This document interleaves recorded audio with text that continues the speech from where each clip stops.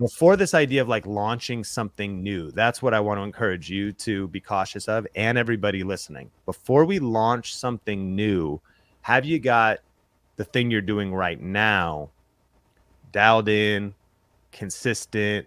You figured out what works, some money's coming in, you're scaling and building that up. Maybe one case study to relate it to is, you are familiar that I started the Think Media podcast. It's about 3 years old now, but Think Media technically is 13 years old, but I went full time all in on it around 2016. So I did Think Media. I did I actually scaled back from having so many channels and so many distractions, and I teach on it all the time now.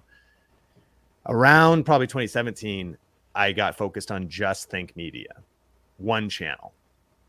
And I waited 3 more years until I launched another channel.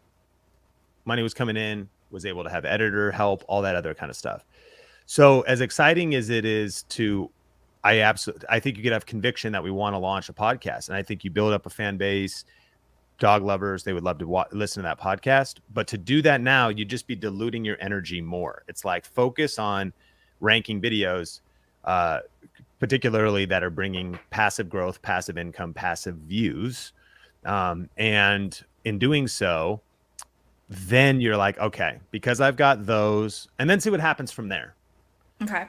And it's kind of like a nice exercise that limits your expansion. It's kind of like if I opened up a coffee shop, and it wasn't quite profitable yet, or it didn't have enough foot traffic, or not enough marketing had gone up in my local town yet, and it wasn't quite there.